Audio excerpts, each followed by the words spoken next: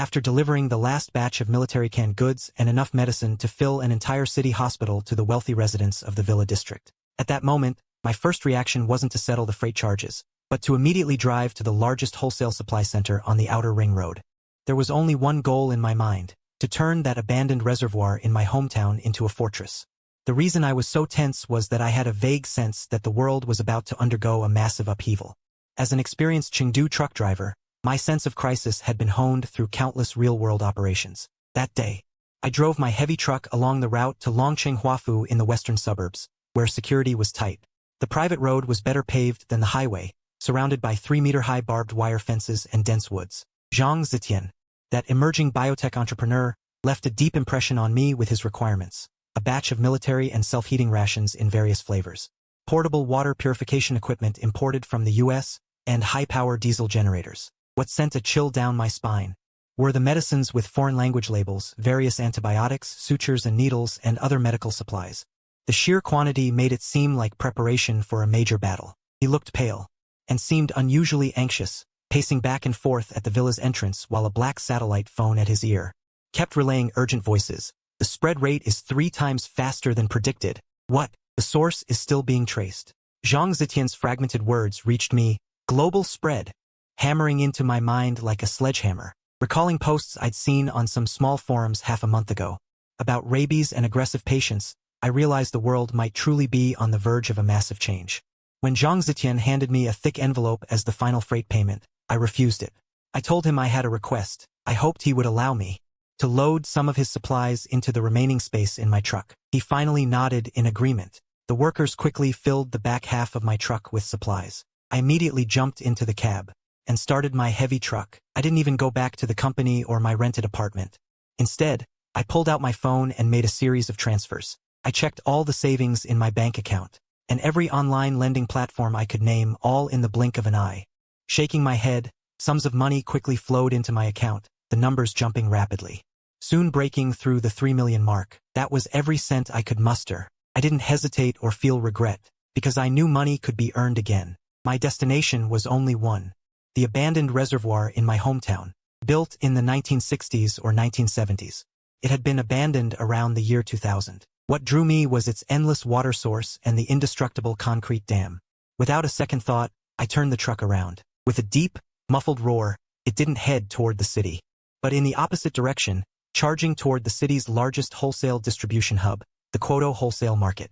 In the rearview mirror, the myriad lights of Longcheng Huafu were rapidly fading, as if being swallowed by boundless darkness, heralding the coming upheaval and chaos. And I knew time was running out for me. At 4 or 5 in the morning, the Quoto wholesale market was at its busiest.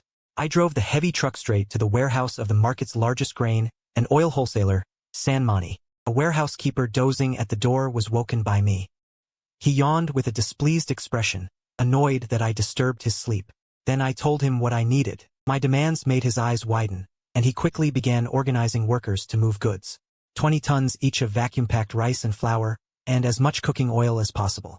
I pulled cash from my bag and laid it on the table. The boss's eyes lit up immediately, though stunned by the quantity.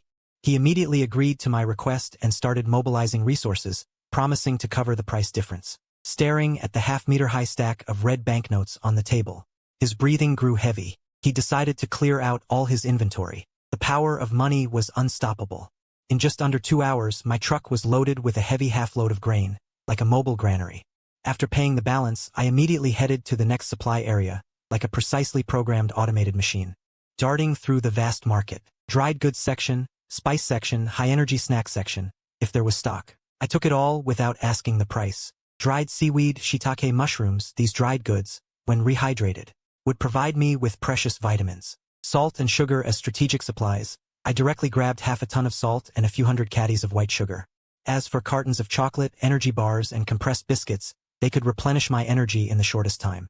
I turned to the hardware and labor protection market. Leveraging my truck driving experience, I told the boss I needed the most powerful diesel generator, along with welding machines, handheld cutters, and other equipment. Additionally, I required a large quantity of building materials like screws and rebar, the more the better. Then I rushed into an outdoor gear store, scooping up all the high-power solar panels and matching batteries in the shop. I also purchased military-grade walkie-talkies. At the night market, I bought a telescope and 100 flints. The shopkeeper hesitated at first, but after seeing the stack of cash I slapped on the counter, all his doubts vanished. He even sold me some leftover stock of trauma treatment supplies. Before leaving, my eyes landed on an industrial-grade nail gun. It used small gas canisters as a power source and could fire 10-centimeter-long steel nails. Its power, exaggerated by the hardware store owner, was even comparable to a handgun. I loaded it and all the steel nails I could buy into the cab. That nail gun became my most reliable weapon in this world without firearms. The heavy truck's chassis was pressed extremely low by the weight of the supplies, the gap between tires and ground nearly invisible. The roaring engine seemed to groan under the unbearable load. The nearby vendors and assistants looked at me with strange eyes as I returned fully loaded. Just then, the radio blared. Multiple incidents of unexplained unrest have occurred in this city. Citizens are advised to remain calm and stay at home pending further notice. My heart raced. The heavy truck roared as I sped out of the wholesale market. As I was about to drive onto the ramp leading to the expressway, my phone screen suddenly lit up with an emergency notice. To respond to a public emergency, the entire city will be locked down. Citizens are advised to be aware. I looked at the navigation route toward my hometown, and the time displayed on the screen. I knew I had to break through before the lockdown. I yanked the steering wheel hard. The truck's tires screeched on the asphalt. The female voice on the navigation incessantly reminded me of route deviation, but I had decided to abandon all plans. That emergency notice lingered like a death warrant. I knew the entire city would be locked down in an hour. The urban roads were out of the question. Charging in now would be walking into a trap. But my 10 years of long-haul experience told me which escape routes led to the end, which bridges had extra checkpoints. I drove this fully loaded war fortress straight into a narrow road. Not even marked on the map, a path through the urban-rural fringe. The road was extremely tight, the heavy truck's massive body nearly scraped against the houses on both sides. Suddenly, a temporary checkpoint appeared ahead. Several people in uniforms were frantically pulling up a cordon. But I didn't slow down at all. I pressed the horn. The piercing horn sound tore through the sky, startling the people at the checkpoint into jumping aside. They watched helplessly as this iron beast forced its way through at the last second before the cordon closed. In the rearview mirror, their figures and the city's outline gradually shrank until they vanished. I finally made it onto the expressway. This road home I had driven no less than 100 times, but today it felt eerily strange. Too few cars. On the empty highway, I occasionally saw a few private cars crash together, doors wide open, luggage scattered everywhere, with deep, long scratch marks on the bodywork, as if attacked by some beast. But there was no blood, no people. The heavy truck roared deafeningly, kicking up clouds of dust. The sweet female voice on the radio had disappeared, replaced by sharp, piercing electrical noise, like an invisible assault constantly battering the ears. Citizens, please stay at home. The voice echoed in the air, like the final alarm bell. It was also the last complete sentence I heard from that world. After that, the radio fell completely silent. The phone signal turned into a glaring red X. My connection to the outside world was severed at that moment. After driving for dozens of kilometers, abandoned vehicles ahead stretched across the road like a long dragon. Everywhere were luggage left behind, and dozens of swaying figures.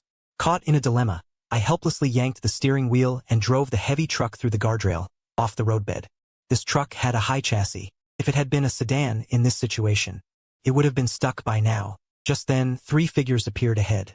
As I got closer, it was a family of 3 standing by the roadside, desperately waving at me, their faces full of despair and pleading. Their expressions showed a glimmer of hope and supplication. But the dozens of swaying dark figures behind them sent a chill through me. This truck carried my future and my path to survival. I was no savior. I muttered apologies under my breath, gripped the steering wheel tight, and sped past without slowing down. The roar of the engine drowned out the cries and banging on the doors. Just as I thought I could breathe for a moment, I then heard a blowout from the right rear tire, and the tire pressure warning light on the dashboard instantly lit up. Through the distorted rearview mirror, I saw that when I had rushed down the roadbed, I had run over a smashed signpost. A twisted piece of rebar, like a viper's fang, had punctured my tire. The speed inevitably slowed. Not far away, the outline of a village loomed in the twilight. A few faint roars in the distance filled me with unease. I knew I had to change the spare tire before they surrounded me. I quickly jumped out of the truck, dragged the heavy jack and wrench from the toolbox. I could hear my own pounding heart, and the sound of the wrench turning the bolts. Sweat instantly soaked my back. I sped up. When the last screw was tightened, The nearest dark shadow was less than 50 meters away from me. I could see the rotting flesh on their faces. The terror made my heart race to the extreme. I threw the tools into the truck haphazardly. Jumping into the cab, the engine let out a deafening roar, and the heavy truck sped away like a waking beast. After a long journey, I finally arrived at my destination at dawn, the abandoned reservoir at my hometown. It was desolate beyond my imagination, with no sign of anyone for miles around. I looked at this companion who had seen me through the danger. Letting out a long breath, I looked at this partner who had accompanied me through the peril. Without a moment's rest, I immediately began constructing my defenses. The first step was to block the entrance. I parked the heavy truck across the road leading in. Using steel plates and angle iron, I welded a 3-meter-high steel barrier, leaving only a narrow door. I secured it with thick steel plates and 3 bolts to ensure it was foolproof. My core stronghold was chosen in the flood discharge control room at the top of the dam. I moved in the medicine bottles, food, and my precious generator. I left some space for living and resting. When I turned on the shortwave radio, after a burst of static, the content of a global emergency broadcast came through. An unidentified virus was ravaging the world. All my guesses were confirmed. The world had really changed. I sat on the floor of the control room, listening to the radio, feeling calmer instead. At least I had found a sliver of survival for myself. The first night of the apocalypse fell. I sat by the observation window, holding an axe and a knife, without any trace of sleepiness, feeling an unprecedented excitement instead. This was my kingdom, my world. I would guard it until the very end. On the only path leading to the dam, I laid several layers of interlaced barbed wire and dug several traps behind them, filled with sharpened steel bars. I also hung a string of beer cans as a simple alarm system. Though crude, it was very effective. On the 7th day, I finally succeeded in installing solar panels on the roof of the control room. I sat at the door of the control room, holding half a bottle of mineral water, enjoying the tranquility of the apocalypse, already content. My gaze wandered over my masterpiece from time to time, an impregnable fortress. Moreover, before me lay a lake that belonged only to me. This piece, far surpassing the joy of earning $1 million, I escaped guilt in this piece until a metallic clatter of a golden hand falling to the ground broke the silence. The shattering of a beer can and the spilling of its contents startled me awake. The sight before me struck me like lightning, a gurgling sound, like water boiling. Then I saw bloated, pale humanoid creatures emerging from the bottomless water. Their fingers floated like water plants. In the water, they covered the entire center of the reservoir in swarms. A dim light flickered in their hollow eye sockets. Their limbs were twisted, so grotesquely that it was shocking. Their speed and agility far surpassed any zombie I had ever seen. My mind fell into chaos. A thought that made the blood in my veins almost freeze surged into my mind. They didn't fall into the water by accident. They had lived here all along. I knew this reservoir had once been my refuge and safety barrier, but now it had become an island trapping me. Even more shocking, the endless zombie nest was not just a simple gathering place. My fortress had become my prison. The barrier I once relied on had turned into the abyss I now feared most. With the water splashing loudly, the water ghosts near the dam began to move. Their limbs and palms seemed to have some kind of suction power, allowing them to scale the nearly vertical concrete wall as if walking on flat ground. Driven by fear and survival instinct, I scrambled back to the control room, grabbed the nail gun, my most powerful weapon aside from the crossbow, aimed at the head of a water ghost trying to climb the observation window, and pulled the trigger without hesitation. The recoil of the nail gun made my shoulder numb. The steel nail shot precisely into the eye socket of the water ghost in my sight. Her head jerked backward violently, and the splashing water seemed to be her scream. I was invigorated and continued firing madly at the climbing water ghosts. The banging of nails echoed in the control room. One water ghost after another was driven back. But as the compressed gas in the gas cylinder gradually ran out, the nail gun became powerless. I watched the water ghosts keep climbing up from the bottom. That feeling of helplessness nearly drove me mad. A new, terrifying thought flashed through my mind again. My water purification system draws water from the depths of this reservoir, which is full of zombies. The water I've been drinking these past few days, the water I've used, all comes from this horrifying source. I rushed to the purification system and stared at the gray-black unknown substance on the filter. My stomach churned with nausea. I dashed to the trash can and vomited everything I had eaten and drunk over the past few days. I frantically rummaged through the supplies for bottled spring water. This was my last clean water source. A chill swept through my heart like a cold wind. I had to find a new water source quickly. Otherwise, surrounded by these zombies, I would die of despair. After nightfall, I dared not turn on the lights, fearing I would attract more zombies. I took out a high-powered night vision telescope. I carefully observed the movement of these zombies. I noticed they seemed afraid of bright light, so I turned on the headlights of the big truck parked at the dam entrance. The beams shot straight across the water, piercing the darkness. The zombies grew restless and retreated into deeper, darker waters.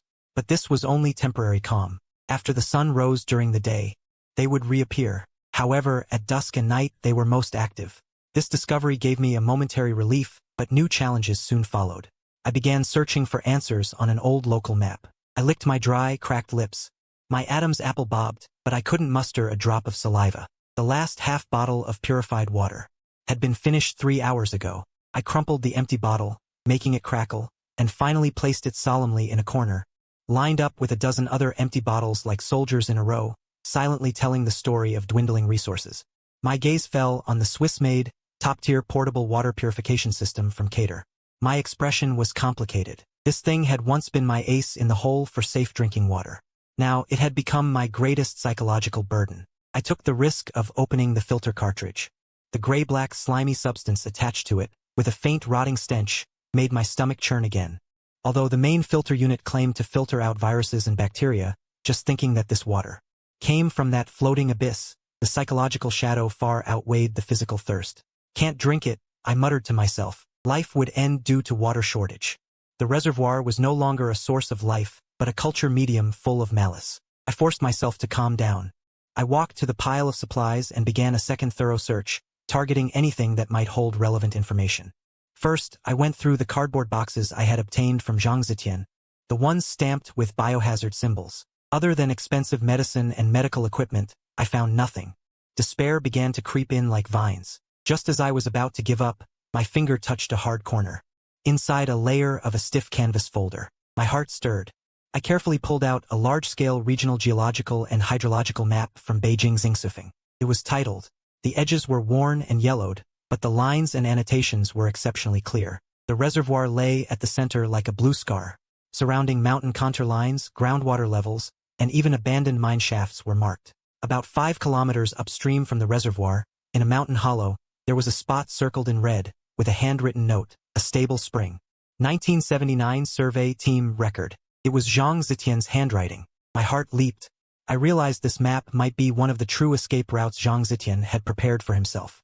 Hope instantly infused my veins, which had been nearly frozen by despair. I immediately spread the map on the table. Combining it with a regular map and satellite images I studied carefully. The spring was located in the valley of a stream upstream from the reservoir. The terrain was high and separated from the main reservoir by a ridge.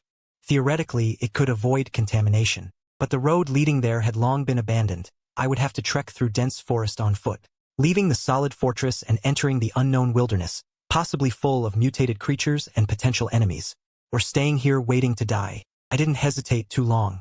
I quickly began preparations. The heavy truck was too big a target and fuel was precious. I had to travel light. I chose a sturdy military backpack, prepared a compound crossbow, a sword, a nail gun, steel nails, a high-power telescope, a large-capacity water bladder, purification tablets, compressed biscuits, energy bars, a first aid kit, a fire starter, and a laminated map. I spent half a day, repeatedly checking my equipment, simulating dangers, and planning the hiking route.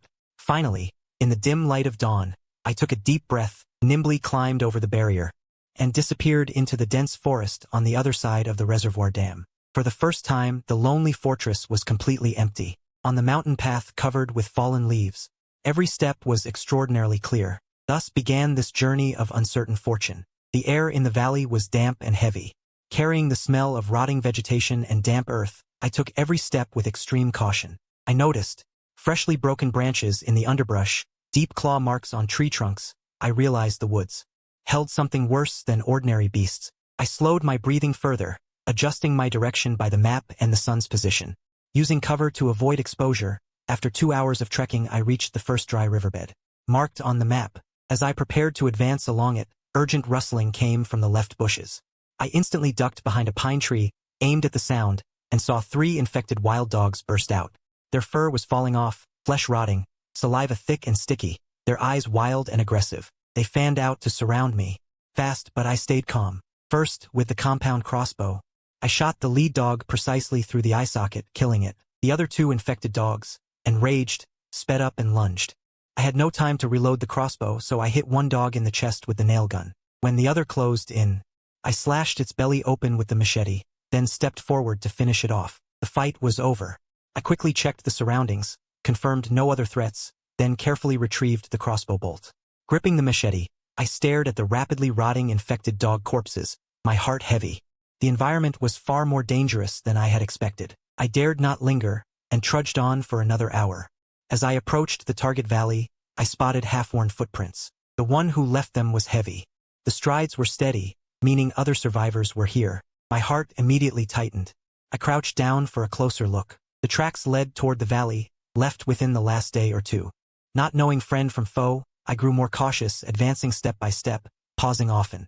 The valley entrance was narrow, flanked by steep cliffs. But when I pushed aside the last bush, I saw the valley lush with green, a stark contrast to the dead forest outside.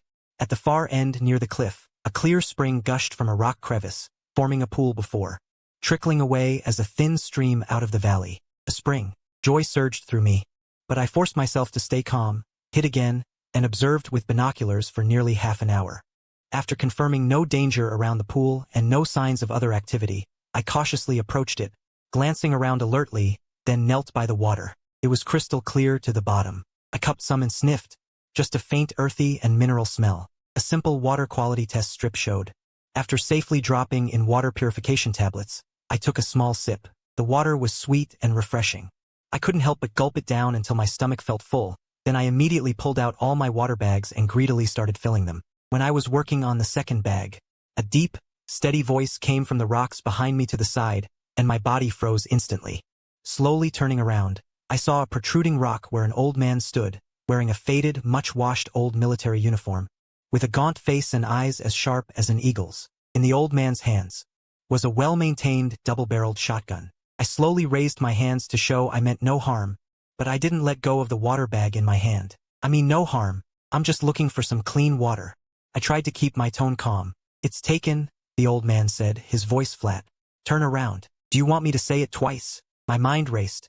A direct fight was out of the question. His shotgun was devastating at close range. I had to negotiate. I've set up camp at the reservoir down below. I need clean water to survive. I tried to appeal to his sympathy, while quickly scanning the old man. I noticed his uniform, though old, was clean and neat, his knuckles large, his posture straight, like a military man. The old man snorted. The reservoir? That place is a ghost's nest now. The fact that you made it from there to here means you're lucky. But rules are rules. There's only enough water for me and my granddaughter to survive. Granddaughter. My interest piqued. So he wasn't alone. I can trade, I said immediately, slowly lowering my raised hands to show I was reaching for my backpack. Medicine.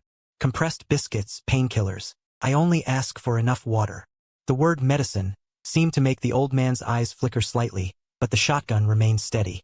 Put it on the ground. Step back. I did exactly as he said, pulling a few packs of compressed biscuits and a small blister pack of antibiotics wrapped in aluminum foil from my backpack, then stepping back a few paces. The old man didn't pick them up himself. Instead, he let out a whistle in the direction of the deeper part of the valley. After a while, a girl of about 12 or 13, thin and gaunt, but the girl with big eyes timidly peeked out from behind a large rock. Xiaoya, go get the stuff. The old man's gun barrel stayed aimed at me. The girl named Xiaoya ran over quickly. She grabbed the things off the ground, then ran back to the old man's side, curiously sizing me up. The old man checked the medicine, especially when he saw the antibiotics. The tense look on his face seemed to ease a little. Where do you come from? He asked me, when the disaster hit the city. I was delivering goods for a boss named Zhang. I answered half-truthfully, trying to build some rapport. The old man frowned, as if something had occurred to him. This water. You can come get it regularly. But there are 3 rules. First, don't bring anyone else. Second, each time you take water, trade it for supplies of equal value. Third, don't ask about our business. Don't come near where we live. Follow the rules and you'll have water to drink. Break the rules and get out now. I knew. This was already the best outcome. Okay, I said without hesitation. What should I call you? Surname Zhao, the old man said after a moment's thought. Finally, he lowered the shotgun barrel just a little. Every time you come, mimic a cuckoo call 3 times at the valley mouth. I'll come out to meet you. Fill your water bags, then leave immediately. I quickly filled all my water bags, dozens of pounds in total. I stuffed them into my backpack. What I carried on my back wasn't water, it was hope for survival. Uncle Zhao. I shouldered my pack and said sincerely, thank you. Then, staying alert and keeping my face toward the old man, I slowly backed toward the valley mouth. Just as I was about to exit the valley, Uncle Zhao suddenly spoke again, his voice low. Seeing you gave medicine. I'll warn you, those things in the reservoir are afraid of bright light, afraid of loud noises. Also, on the nights around the full moon, they seem to fall asleep. Watch yourself. My body jolted. This was extremely valuable intelligence. I nodded firmly, turned and walked out of the valley. Sunlight poured over me again. The water in my pack weighed heavy on my shoulders, but gave me a sense of grounding I'd never felt before. This trip. Not only had I solved the deadly water crisis, I'd accidentally obtained crucial information about the water ghost's weaknesses. And a potential neighbor, eccentric but seemingly willing to trade on limited terms. Worth it. Yet, when I looked back toward that lush green valley, I also knew that relationships in this ruined world were far more complicated and unpredictable than dealing with those walking corpses. The road ahead was still full of thorns, and from deep in the mountain forest, it seemed I could faintly hear some ominous movement, signaling new trouble might be on its way. The trip back felt shorter because I was familiar with the route, but my vigilance never waned. I still followed the same path, avoiding the places that had collapsed before, Uncle Zhao's words echoing in my mind. About the water ghost's weaknesses, afraid of bright light, afraid of loud noise. This information was vital, more precious even than the water bag in front of me. Knowledge, in the apocalypse, is another form of weapon. As the sun set, that lone fortress built of concrete and steel finally came into view. The barbed wire fence clanged softly, hanging still. A strange sense of belonging surged in my heart. This shelter I had built with my own hands, for the first time, felt like home. I didn't go in right away. Instead, I lurked in the woods near the entrance. Used binoculars to carefully observe for nearly half an hour. Confirming no signs of intrusion, I quickly slipped over the barrier. Returned inside the fortress, heavily bolted the iron door, leaned my back against the cold steel plate, let out a long breath. Only then did I truly relax. I took off my gear. My first priority wasn't to drink water, but to systematically process this precious spring water. I used a large plastic bucket as a settling tank, poured most of the water in, added a small amount of alum to speed up sediment settling. The rest I poured directly into a portable water purifier fitted with a final stage filter to produce immediately drinkable pure water. Watching the clear water stream into empty bottles, I felt a long-lost sense of security. The water crisis was temporarily resolved, but relying on an external source was still uncertain. I thought of Zhao Bo, that survivor as wary as an old wolf. Transactions were fragile. I had to build a more stable relationship or find a completely independent water supply solution. In the following days, my life found a new rhythm. Every day at a fixed time, I used high-powered binoculars to observe the reservoir, focusing on recording the water ghosts under different lighting. And at different times of day, verifying Zhao Bo's information. I discovered that at noon, when the sun was strongest, the water ghosts indeed descended to deeper waters, while at night, under the truck's headlights, they showed obvious agitation and avoidance. I decided to risk a test. When the full moon night arrived, clear moonlight spilled across the now lake surface, and the world fell silent. So silent it was almost eerie. I lurked behind the observation window, my heart racing from tension and anticipation. Time passed minute by minute. On the reservoir's surface, there was nothing but ripples from the breeze. Those pale figures, usually so hyperactive, truly did not appear. In the deep darkness beneath the lake, everything seemed to be asleep. Zhao Bo hadn't lied to me. This greatly enhanced my sense of safety for nighttime cleaning, and also provided a valuable window for any future nighttime operations I might need. Life seemed temporarily stable. I exercised every day, maintained my weapons, and even started using a few plastic bins I'd collected, along with stockpiled soil and seeds to create a small balcony garden in a corner of the control room. Though the tender seedlings seemed tiny and ridiculous against the backdrop of the apocalypse, looking at that bit of green gave me a faint hope to fight against this dead world. I regularly went to Zhao Bo's valley for water, trading each time with medicine, canned goods, or tools. The transactions remained simple, full of caution, but gradually the conversations between us grew by a sentence or two. I learned that Zhao Bo used to be a forest ranger for this woodland, knowing every tree and blade of grass here like the back of his hand. Xiao Ya's complexion had improved noticeably too, and she looked at me with less fear. However, this fragile balance was soon broken. It was a night of thunder and rain, with howling winds lashing against the concrete dam wall, rain cascading like a waterfall before the observation window. I was checking if the solar panels on the roof were secure when a burst of strong static interference suddenly erupted from the shortwave radio, drowning out the endless hiss that was normally there. Just as the thunder paused, an extremely faint but rhythmic Morse code signal pierced through the rain and noise, reaching my ears. I lunged to the radio, cranked the volume to max, and pressed my ear almost against the speaker. The signal was intermittent, but in its repetitive pattern, I barely caught a few key shortcodes: hold position, rescue, cyclic broadcast, wait, and a set of numbers that seemed to be coordinates. But the signal, at the critical moment, was swallowed again by thunder and static. No matter how I adjusted the frequency, I could no longer catch that faint, yet order and hope representing wave. I stood still, lightning flashing outside the window, illuminating my face with a complex expression: heaviness, doubt, anxiety all intertwined. Military, government, safe zone. This news cut through my nearly numb survival state like a bolt of lightning. The world hadn't been completely destroyed, but I immediately forced myself to calm down. When was this signal sent? Was it a nationwide broadcast? Or regional? Where did the coordinates point? Could it be a trap? Countless questions swirled in my mind. I couldn't sit still, repeatedly recalling and piecing together the broken code fragments. That night I didn't sleep at all. The seed of hope had been planted, but with it came deeper anxiety and fear of the unknown. I knew I could no longer just wait passively. Though the spark of hope was faint, it was enough to ignite the long night. In the days after receiving the mysterious signal, I was like a changed man, no longer content to just hold the fortress. My desire for the outside world became stronger than ever. I spent more time each day by the shortwave radio, trying to pick out any regular signals from the dense static noise. But that clear Morse code never appeared again, as if fate had just played a joke on me. My restlessness grew day by day. I knew that waiting for rescue was as foolish as waiting for a rabbit to hit a tree stump. I had to actively gather information, and the source of information was living people like Zhao Bo or any other possible survivors.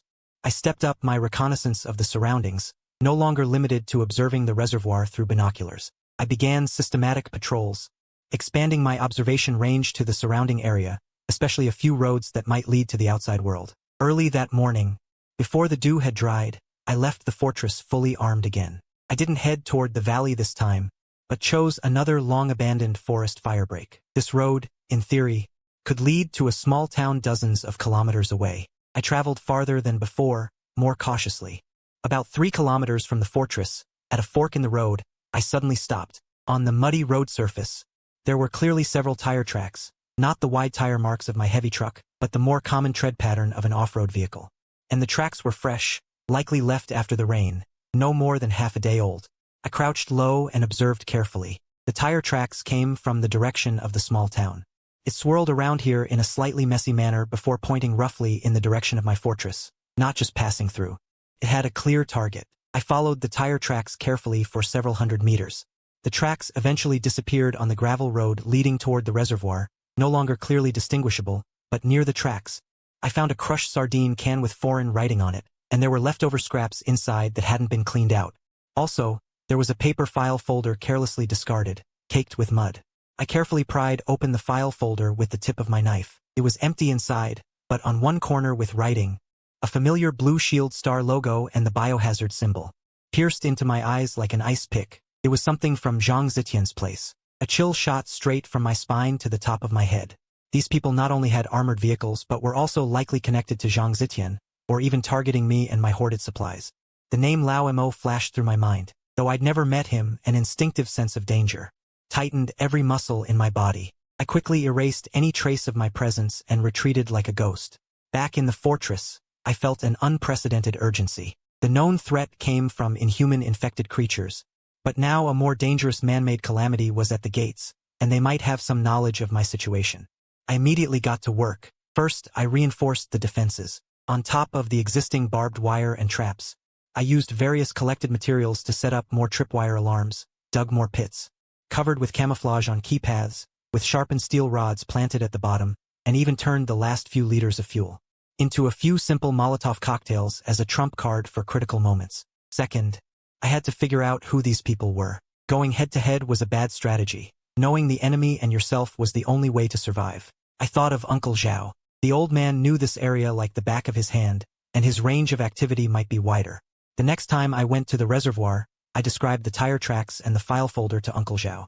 After Uncle Zhao listened, a hint of gravity flickered in his murky old eyes. A few days ago, I was on the ridge to the southwest, and I saw them from a distance, 2 or 3 vehicles, 7 or 8 people. They didn't look like they were traveling, he said, squatting down, staying still.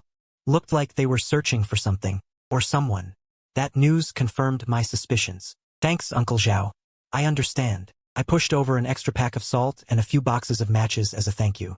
Uncle Zhao didn't refuse. The fragile alliance seemed to have strengthened imperceptibly due to the common external threat. I returned to the fortress and stood by the observation window, staring at the reservoir shrouded in twilight. The pale figures began to stir, and on the shore, invisible enemies might be spying in the dark. Internal troubles unresolved. External threats had already arrived. This solitary fortress, its true test, might have just begun. Next step, should I take the initiative to scout, or continue reinforcing defenses and wait at ease? I needed to make a choice.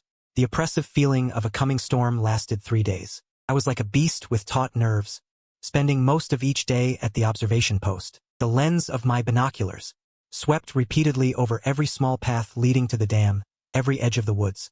What was coming would come. The sun slanted westward, staining the sky blood-red when the roar of engines grew from far to near, shattering the dead silence of the forest. My heart clenched. I quickly lay down behind the observation slit. I saw a black pickup truck, fitted with a bull bar and steel plates, covered in mud, leading 2 similarly modified motorcycles carrying armed figures, kicking up dust as they stopped arrogantly in front of the barbed wire barricade at the dam entrance. The door opened. A middle-aged man in a dirty leather jacket, lean and muscular, with a scar across his face, jumped out. A cigarette dangled from his lips. His eyes were vicious and sly. He carried a sawed-off shotgun. He matched the description of the leader Uncle Zhao had mentioned. Behind him, 5 or 6 men with various weapons, looking fierce, fanned out, forming a vague encirclement. Hey, the one inside. Hear me? Come out and talk. The scar-faced man walked to the middle of the road, kicking the barbed wire. His voice came through a simple megaphone, laced with undisguised arrogance. I took a deep breath, picked up the prepared walkie-talkie, and tuned to a public channel. I replied calmly, "This is my turf. Please leave. Outsiders are not welcome here." "Hey, kid, pretty tough, huh? Where are you from?" Old Mo's face darkened, his tone turning cold. "I'm being polite, but you're pushing it. We know your background. You got quite a haul from Zhang Zetian, didn't you? You think you can swallow it all alone? Not afraid of choking. So he really does know about Zhang Zetian. That confirms my suspicion. The supplies are mine and my life is mine." My reply was short and firm. "Please leave immediately. Don't push me. Refuse a toast only to drink a penalty." Old Mo lost patience and suddenly raised his shotgun. He fired a blast into the sky. The loud bang echoed through the valley, startling a flock of birds from the distant woods. "Hear that? This ain't a firecracker." Old Mo pointed the muzzle toward the fort. "I'll count to 3. If you don't open the door, we'll come in ourselves. Then it won't be so easy. 1. I silently raised the compound crossbow. The cold tip of the bolt peered through the observation slit, aimed directly at Old Mo. The nail gun was also within reach. The tension was like a drawn bowstring. Behind Old Mo, his men raised their weapons as well. Just as the word 3 was about to leave his mouth, I moved, but not to open the door. Instead, I pressed the switch connected to several empty fuel drums and sheets of iron near the entrance. It was a simple sound-amplifying contraption I had set up earlier. Suddenly, a harsh, deafening clang of metal exploded from behind the road. The sound was magnified in the relatively enclosed entrance area. Caught off guard, Old Mo and his men were jolted by the noise, stumbling back a few steps. Instinctively covering their ears or dodging, their formation momentarily fell into disarray. Seizing the moment, my icy voice rang out again through the loudspeaker, laced with unwavering resolve. "This is your final warning. Next time, I won't be aiming at the sky." Old Mo, still shaken, clearly hadn't expected this trick. He glared fixedly at the fort, his eyes venomous, but he couldn't gauge the situation inside, and the sudden blast had made him wary. A full assault would cost too much. "You little bastard." Old Mo gritted his teeth and pointed emphatically at the dam. "You've got guts. The world turns in small circles. Next time I come, let's see if you still have so many tricks." He waved his hand with feigned confidence, ordering his men into the vehicles. The engines roared and vanished into the dust of the road they came from. Only when the engine sounds faded completely, did I slowly relax my grip on the weapon. My back was soaked with cold sweat. I knew old Mo would never let this go. Next time it would be a far fiercer attack. The illusion of peace had been torn apart. Battle was inevitable. I had to prepare thoroughly. I glanced at the dwindling arrows and Molotov cocktails in the corner, my gaze hardening with resolve. My war was about to begin, a bloody prelude. Though Old Mo's group had retreated for now, the threat hung over me like a dark cloud, suffocating. That gunshot and his final threats were not the end, but the horn signaling the start of war. I understood that when he appeared next, it would be with overwhelming force. Time became more precious than purified water. First, I thoroughly inspected all defensive structures. Weak points were reinforced with more barbed wire and sharp metal sheets. The pit traps were reinforced. Beyond that, I took the remaining fuel reserves and turned most of them into a dozen Molotov cocktails, placed at strategic points for easy access. Weapons were key. The compound crossbow was accurate and silent, but slow to fire. Restringing took time. I had only 18 bolts left. Every shot had to count. The nail gun was a close-range killer, but the gas propellant was consumable. The last canister was more than half empty. I carefully counted the remaining nails, slung the near-empty fuel can on my back, and decided to use it only in critical moments. I sharpened the machete until it could split a hair. This was my last line of defense. I even dug out a fire axe and kept it close. I needed ways to counterattack and buy time. Staring at the heavy truck that almost blocked the entrance, a bold idea struck me. If I could start it, this steel beast itself would be a powerful weapon, whether for ramming or blocking the way, could work wonders. I jumped into the cab, inserted the key, and turned it. The starter motor let out a dull clicking sound but failed to engage the engine. The battery was dead. Luckily, I had prepared for this. I hauled out the high-power portable power bank I had stockpiled and connected it to the truck's battery with thick, long cables. After a flurry of activity, I tried again, with a series of cough-like rumbles from the distance. The long, silent diesel engine finally let out a roar, a cloud of black smoke billowing from the exhaust. It worked. I steadied myself. With this big beast, my tactical options became far more flexible. Over the next 2 days, I worked like a machine that never tired, rehearsing every possible scenario over and over. If they tried to ram through in vehicles, how to block the road with the heavy truck. If they split up and infiltrated, how to snipe from each defensive point. If the first line was breached, how to fight room to room in the cramped control room. Every step was simulated countless times in my mind. I also thought of Zhao Bo. We had agreed not to interfere with each other, but facing a common threat, maybe I could seek limited cooperation. I decided to go to the valley again. This time, I didn't beat around the bush. I told him straight that old Mo might be back soon. Zhao Bo listened. He smoked his homemade cigarette in silence, his expression hidden in the haze. "I'm old. Just keeping this spring safe is enough for me," he finally said slowly. Then he shifted the topic. "But if anyone's blind enough to come messing with the spring, my hunting rifle isn't just for show." He didn't promise to help defend the fortress directly, but those words made his stance clear. He would guard the valley. That alone would take some pressure off me. At least I wouldn't have to worry about being attacked from behind. Zhao Bo agreed. If he spotted signs of a large-scale movement by Old Mo's gang, he'd find a way to warn me. Like signaling with mirror flashes, it was better than I expected, with a fragile rapport forged for battle. I returned to the fortress. The final preparations were mental. I packed the most vital supplies, some medicine, tools, and that shortwave radio, into an emergency escape kit, hidden in a secluded corner of the control room. If the fortress really couldn't hold, this was my last chance for survival. Night fell again. I sat at the observation window, wiping down my crossbow. The reservoir gleamed cold under the moonlight. The shadows beneath the water seemed to sense the mounting killing intent in the valley. More restless than usual. I knew I had done everything I could to prepare.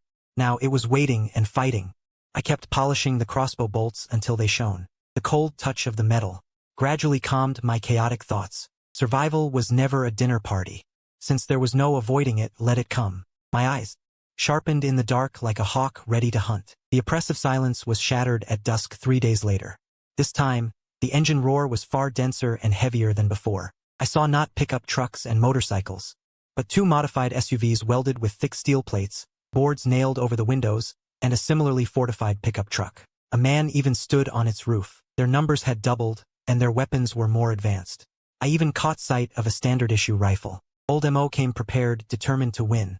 I took a deep breath and did a final check of my weapons, 18 crossbow bolts. The nail gun was fully pressurized. A machete and a fire axe stood within arm's reach. Several Molotov cocktails sat below the windowsill. I glanced at the sky, darkening into twilight. A crescent moon, not the peak activity period for water ghosts.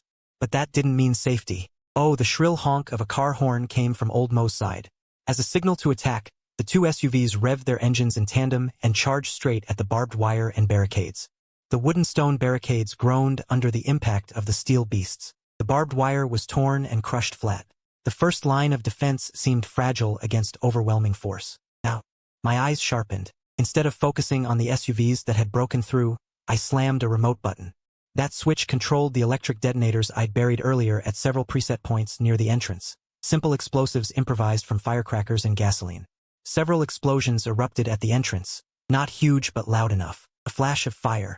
Thick smoke billowed. Though they didn't destroy any vehicles, they successfully blocked the ones following. And threw the men inside the two SUVs into confusion. The vehicles swerved to a halt. Seizing the moment, my crossbow whispered death. Whoosh! One bolt pierced clean through the windshield of the first SUV, nailing the driver, who was still rubbing his dazed head, to his seat. Ambush! Take cover! Old Mo's hoarse shouts came from behind. The intruders scrambled out of their vehicles, blindly spraying bullets toward the dam and the control room. Bullets slammed into concrete walls and steel plates, crackling and sparking. I had already pulled back behind the observation port, calmly reloading a second crossbow bolt. I held the advantage of terrain. They were exposed, and I moved like a ghost between different firing ports. Every twang of the bowstring was almost always followed by a scream or a grunt.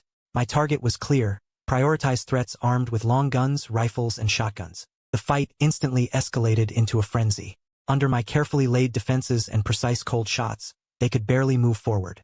Instead, 3 or 4 of them fell in quick succession. Someone tried to blow open the door with a grenade. Old Mo shouted from behind a pickup truck in the rear, and one of his men pulled out a homemade grenade. A crude device made of gunpowder and nails. Just as he was about to throw it, bang! A muffled gunshot rang out from the wooded hillside beside the dam. That man dropped on the spot. The grenade rolled to the ground, sending everyone around scrambling in terror, diving flat. It was Zhao Bo. He had kept his promise, providing fire support at the critical moment. Damn it, Old Mo was both shocked and furious. He directed some of the fire toward the direction of the gunshot in the woods, but the dense trees rendered the shooting largely ineffective. The pressure on me eased. I seized the chance to fire the nail gun in quick, controlled bursts. I drove back 2 more enemies trying to flank from the sides. The battlefield fell into a brief stalemate, but my heart sank. I had only 10 crossbow bolts left, and the nail gun's gas was more than half consumed. Meanwhile, the enemy still had nearly 10 men. Old Mo seemed to change his tactics, ordering his men to spread out and encircle. No longer assaulting the front directly. Worse still, the loud gunfire and explosions seemed to have awakened the demons sleeping deep in the reservoir. Near the shore, dense bubbles began rising from the water. Pale figures started surfacing, their twisted limbs clawing at the dam structure. They began climbing upward. The water ghosts had been stirred up, drawn by the noise and the smell of blood. They joined this chaotic battle. No good. My scalp tingled. Caught between 2 fronts. My worst fear had come true. The attackers also noticed the monsters crawling up from the reservoir. Their formation fell into chaos. Some turned their guns to shoot at the water ghosts. The scene instantly became even more chaotic. Retreat! Retreat! Quick! Old Mo, seeing the situation was hopeless, especially with a mysterious sniper on the flank, plus the threat of the water ghosts, finally decided to pull back. He screamed the order. His surviving men scrambled toward the vehicles that could still start. I didn't pursue. My priority was to deal with the imminent threat of the water ghosts.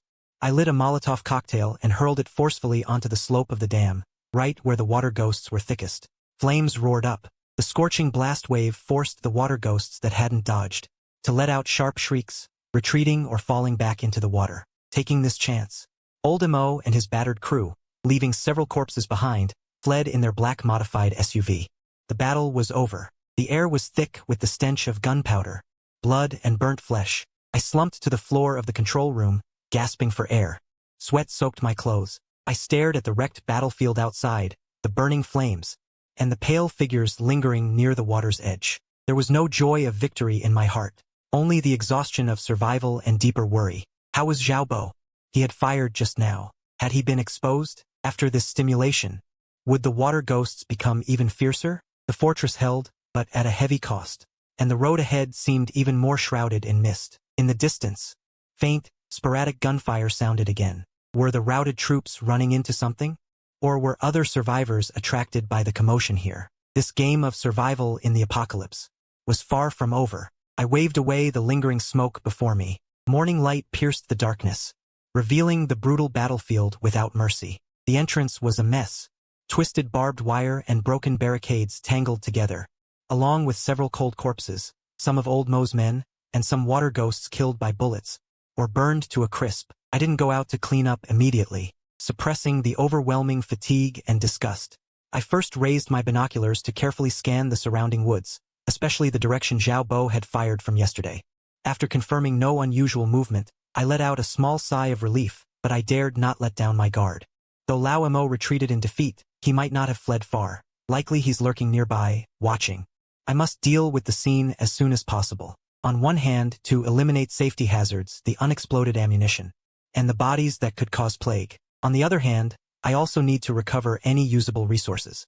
Donning homemade masks and gloves, I gripped the nail gun and carefully climbed over obstacles. The strong smell of blood and burnt flesh hit me, nearly making me vomit.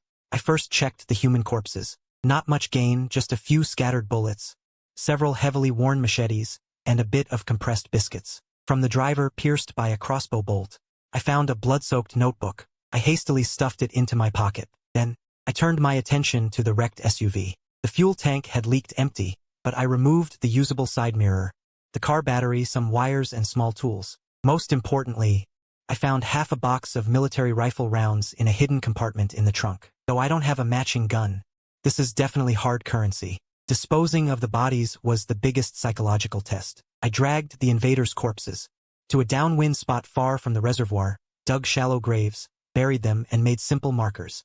As for the water ghouls' bodies, I pushed them all back into the reservoir, letting the current take everything away.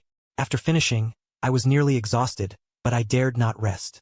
I had to confirm Uncle Zhao's safety. Toward the direction of yesterday's gunfire, I imitated 3 cuckoo calls.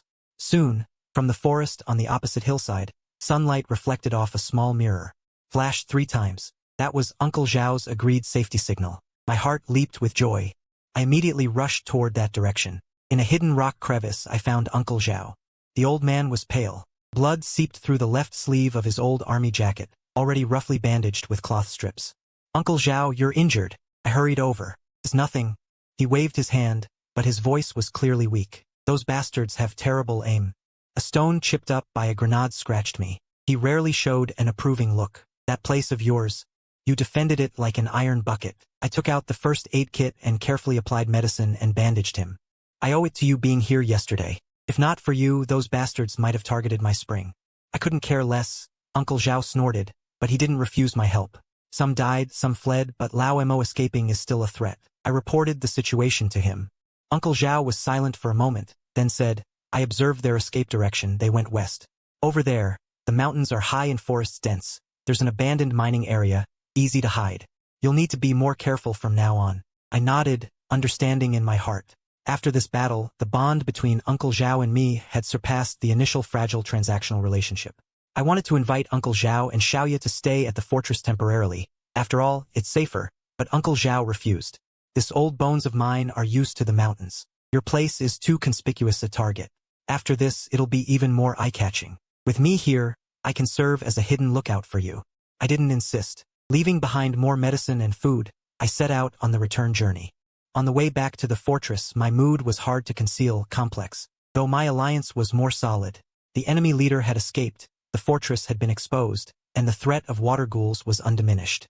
The uncertainty of the future hadn't decreased at all. I opened the notebook I'd found on that corpse. Inside were messy records of supply points, routes, and a few pages of rough maps. On the last page, I saw a line of text.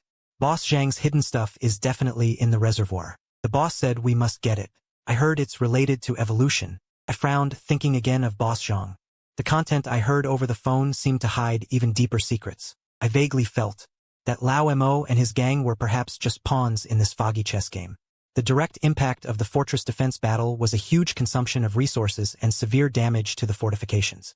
Only 5 crossbow bolts left, all Molotov cocktails used up. The outermost defense system was basically destroyed and needed rebuilding, and the incessant gunfire and explosions seemed to make the water ghouls in the reservoir more sensitive and active. Even during the day, I often saw them swimming in the shallow waters near the dam. My life returned to reconstruction and defense. Took a whole week using recycled materials and thick branches. I built a more solid defense system with greater depth, no longer trying to completely block off the intersection.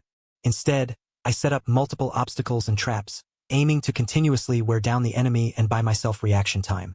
My connection with Uncle Zhao grew stronger. Every 2 or 3 days we exchanged signals using firelight and bird calls. We shared information. Uncle Zhao became my true eyes and ears in the outside world. He provided updates on the surrounding area. With the medicine and nutrition I kept supplying, Xiaoya's health gradually improved. Occasionally, she would secretly flash a shy smile at me. That shortwave radio became my greatest daily anticipation. After the thrill of battle faded, the long loneliness was even more tormenting. I kept searching tirelessly, eager to hear that voice of order again. Days repeated themselves, repairing the fortifications, tending the vegetable patch, monitoring the radio. Monotonous and agonizing. Autumn arrived, and the chill of night began to seep into the concrete bunker. Looking at the few hardy vegetables struggling to grow in the small garden, I calculated the supplies needed for winter: warm clothes, more food. The challenges seemed endless. Yet a turning point always comes at the most unexpected moment. That night, the sky was exceptionally clear with no wind.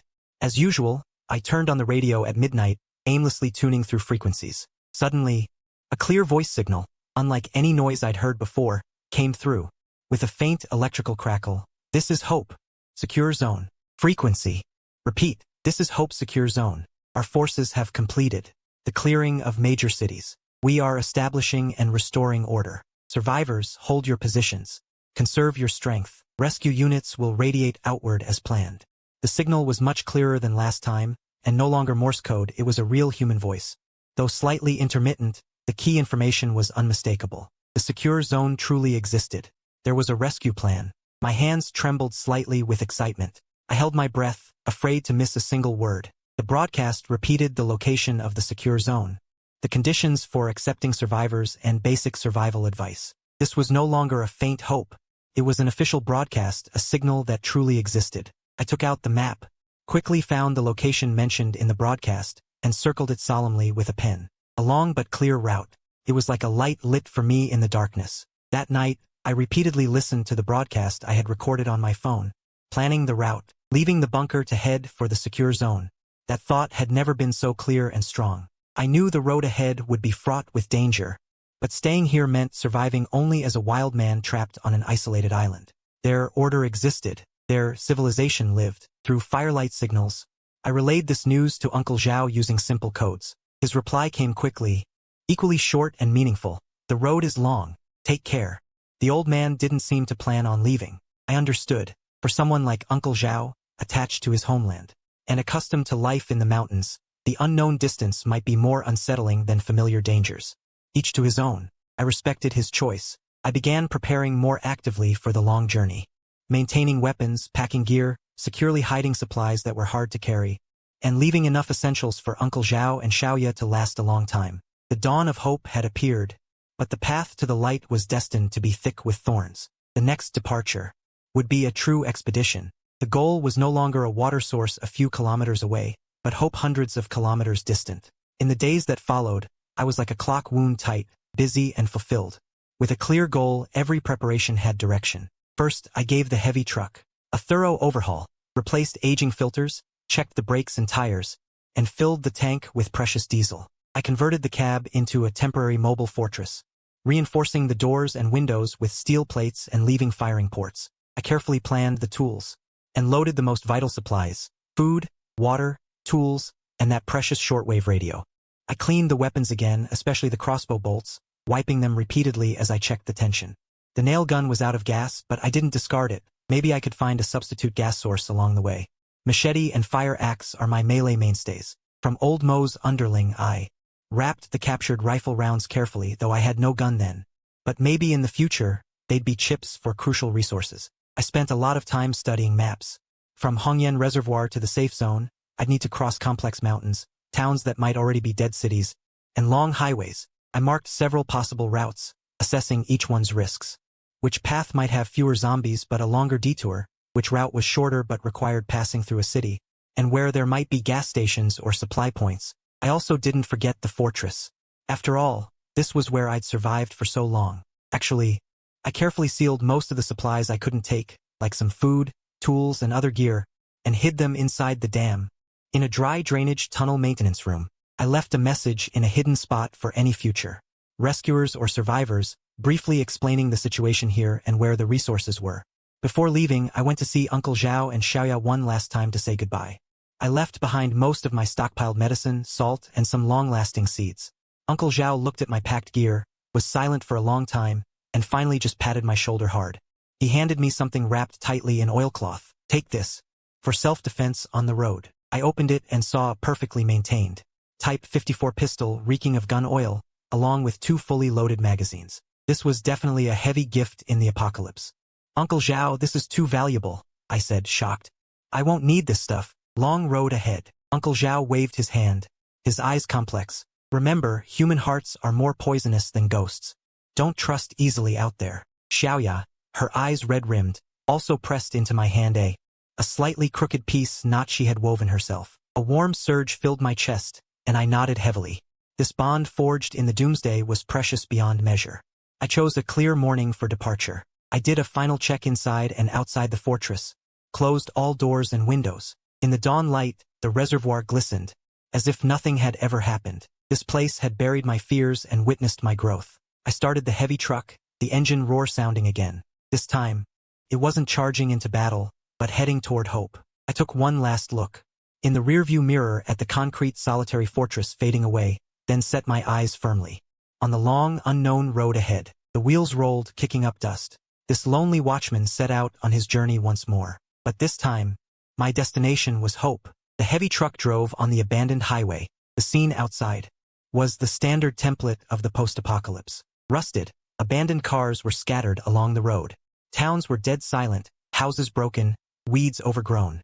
Occasionally I saw a few wandering infected, who would stagger after the engine sound but soon be left far behind. I dared not be careless at all. I strictly followed the planned route, trying to take remote national and provincial roads. I drove by day, and at night I found places easy to defend and hard to attack, set up simple warning devices, and slept in my clothes, the pistol never leaving my hand. The road wasn't smooth. I encountered roads blocked by landslides and had to risk detours on even more remote mountain paths. I also ran into small groups of zombies surrounding me. I relied on the heavy truck's toughness and speed to plow through. The most dangerous time was when my fuel tank almost got punctured by iron spikes hidden under abandoned vehicles. Thankfully, I spotted them in time. I also met other survivors. Once I saw someone on the roadside waving for help, but remembering Uncle Zhao's warning and Old Mo's lesson, I hardened my heart and sped away. In the rearview mirror was the dark figure of the person cursing in despair. Another time, from a distance I saw 2 groups fighting over a supply point. I steered far clear, never getting involved. Along the way, I kept a close ear on the shortwave radio for broadcasts from the Ark of Hope. The signal came and went, but the broadcasts grew more detailed, starting to guide survivors on how to identify rescue teams and how to set up temporary assembly points. This convinced me I was on the right track. After more than 10 days of arduous travel, the destination marked on the map grew closer. The surroundings also began to change subtly. Abandoned vehicles on the road seemed to have been cleared and piled by the roadside. At some key intersections, simple military emblem signposts appeared. Hope for safe zone felt more and more real. That afternoon, when I followed the signposts around a mountain bend, the sight before me made me slam on the brakes. Ahead was an open valley. In the center of the valley stood a massive base, enclosed by high walls, barbed wire, and watchtowers. At the entrance, vehicles and people were lined up in an orderly fashion, entering under the watch of armed guards. Soldiers in neat uniforms maintained order, while loudspeakers broadcast comforting announcements. Above the base, wisps of cooking smoke even rose into the air. This was the place. Hope Fort. It really existed. I sat in the cab, staring at the scene full of life and order, and my eyes instantly welled up. After so many days and nights of fear, loneliness, and struggle, at this moment, it all seemed to be compensated. I calmed my excitement, drove the heavy truck slowly toward the queue. When it was my turn, a young soldier stepped forward, saluted. Though his face showed fatigue, his eyes were clear and resolute. "Comrade, please show your ID and state your place of origin. You need a simple health and supplies check." I handed over my prepared ID card, my voice a little hoarse. "Li Cheng, from an abandoned reservoir a few hundred kilometers away." The soldier recorded it, seemed to pause for a moment, then looked up and carefully examined me and my battered but still sturdy heavy truck. A hint of surprise and respect appeared in his eyes. You came from over there all alone? Impressive. Please go over there for inspection. After that, someone will arrange temporary housing for you. I was stunned. The soldier smiled and pointed at my truck bed. If there are any other survivors in the vehicle, they need to register too. I shook my head. Just me. The inspection went smoothly. Most of my supplies were allowed to be kept. Only weapons needed to be registered and stored. As I was guided through the safe zone gate, I saw several military vehicles parked not far away.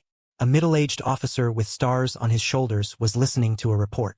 As if sensing my gaze, the officer looked up, his eyes lingering for a moment on my distinctive heavy truck. Then he slowly raised his hand and gave me a solemn military salute. At that moment, I straightened my spine. I turned back. The mountains rose in layers, the dusk heavy. There, the past was buried, and hope had also been nurtured. Turning around again, before me were the first lights of the camp built by people. The spark of order had been rekindled, and my journey had finally reached the land of dawn. Survival had a new meaning. I had arrived at the land of dawn. Survival had a new meaning. I turned back. The mountains rose in layers, the dusk heavy. There, the past was buried, and hope had also been nurtured. Turning around again, before me were the first lights of the camp built by people. The spark of order had been rekindled, and my journey had finally reached the mountains rising in layers, the dusk heavy. There, the past was buried, and hope had also been nurtured. Turning around again, before me were the first lights of the camp built by people. The spark of order had been rekindled, and my journey had finally reached the mountains rising in layers, the dusk heavy. There, the past was buried, and hope had also been nurtured. Turning around again, before me were the first lights of the camp built by people. The spark of order had been rekindled, and my journey had finally reached the mountains rising in layers, the dusk heavy. There, the past was buried, and hope had also been nurtured. Turning around again, before me were the first lights of the camp built by people. The spark of order had been rekindled, and my journey had finally reached the mountains rising in layers, the dusk heavy. There, the past was buried, and hope had also been nurtured. Turning around again, before me were the first lights of the camp built by people. The spark of order had been rekindled, and my journey had finally reached the mountains rising in layers, the dusk heavy. There, the past was buried, and hope had also been nurtured. Turning around again, before me is the mountain of lights. The camp built by life, the spark of order has reignited, and my journey has finally arrived at the layered peaks. Finally arrived at the layered peaks, the twilight heavy. There the past is buried, and hope once nurtured. Turning around again, before me is the mountain of lights. The camp built by life, the spark of order has reignited, and my journey finally arrived at the layered peaks, the twilight heavy. There the past is buried, and hope once nurtured. Turning around again, before me is the mountain of lights. The camp built by life, the spark of order has reignited, and my journey finally arrived at the layered peaks, finally arrived. The layered peaks finally arrived at the layered peaks. Finally arrived at the layered peaks, finally arrived. The layered peaks finally arrived at the layered peaks. Finally arrived at the layered peaks, finally arrived. The layered peaks finally arrived at the layered peaks. Finally arrived at the layered peaks, finally arrived. The layered peaks finally arrived at the layered peaks.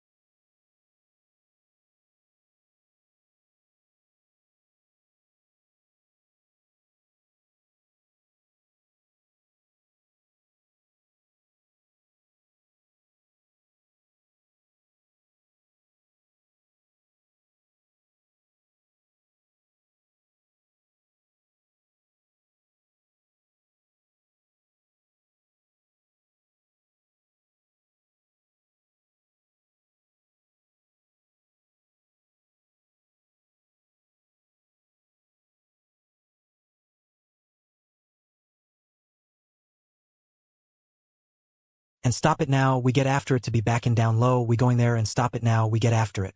To be backing down low, we going there and stop it now, we get after it to be backing down low, we going there. And stop it now, we get after it, get out of here being backing down. Load with going B and stopping now, we get after it. Get out of here being back and down, load with going B. And stopping now, we get after it, get out of here.